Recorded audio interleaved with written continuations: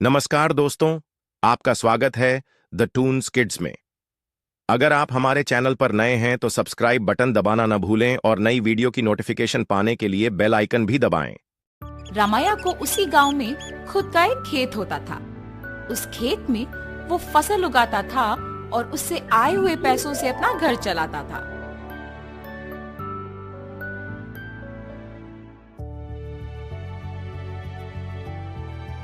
हमेशा की तरह इस साल भी फसल तो मैंने उगा दिया। अब गर्मी की मौसम शुरू होने वाली है, जल्द ही तरबूज के बीज डालने पड़ेंगे। ऐसे सोचकर तरबूज के बीज लेके अपने खेत की ओर जाता है। अरे रे, मैं तो भूल ही गया कि इस साल गांव में पानी नहीं है। मुझे अपने खेती के लिए पानी कहीं से भी लाना होगा, वरना इस साल मैं अपना घर नहीं चला पाऊंगा। ऐसे अपने आप में सोचते हुए दुखी होता है।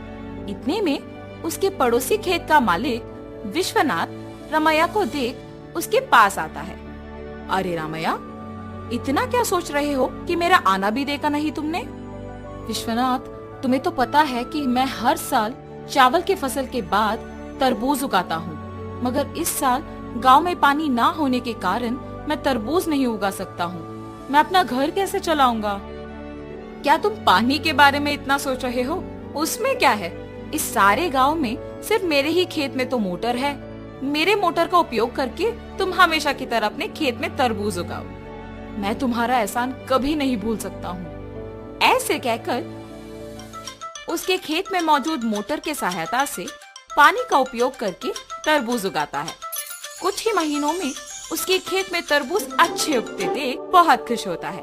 हर साल से ज्यादा तो इस साल तरबूज उगे हैं, इनको बेचूंगा तो बहुत सारे पैसे मिलेंगे। ऐसे सोचकर सारे तरबूजों को बेचने दुकान जाता है।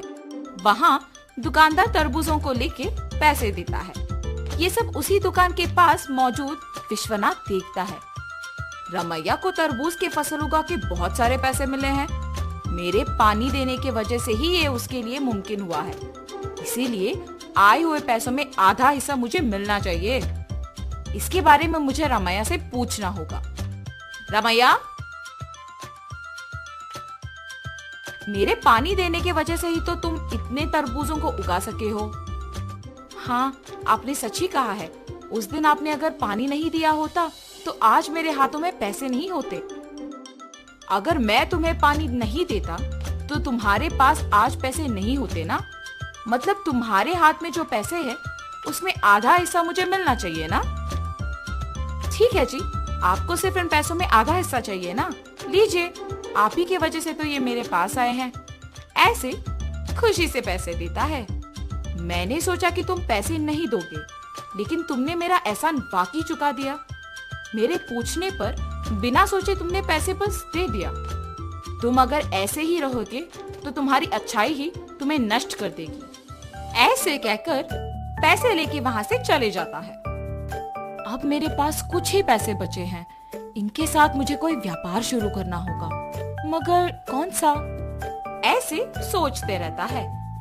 इतने में ही बगल में उसे एक आदमी कटे हुए तरबूज एक बंडी पे बेचते हुए नजर आता है।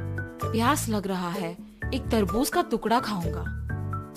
उस तरबूज वाले के पास जाता है और पूछता है, बाबू, एक तरबूज का टुकड़ा मिलेगा?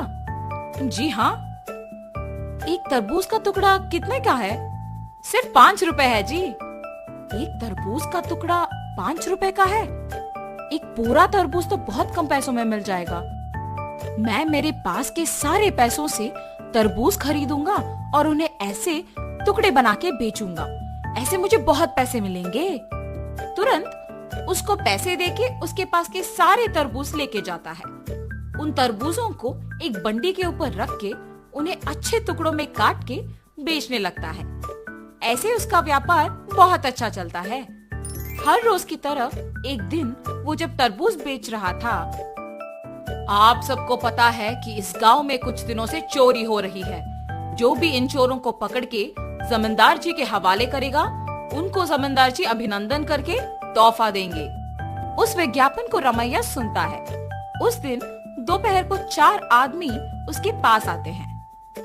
बाबू, हमें 4 तरबूज के टुकड़े दो ना। बाबू, आपको इस गांव में मैं कभी नहीं देखा। गांव में नए आए हो क्या? हाँ जी। किसके घर में रह रहे हो बाबू? पास में जान पहचान के लोग हैं तो उन्हीं के घर में है। इतने में रमैया को सुबह का विज्ञापन याद आता है। वो लोग भी हिचकिचाते हुए उसको पैसे देके जल्दबाजी में वहाँ से निकल जाते हैं। मुझे इन लोगों को देख के लग रहा है कि यही वो चोर हो सकते हैं। इनका पीछा करूंगा तो सच पता चल जाएगा, मेरा शक भी चला जाएगा।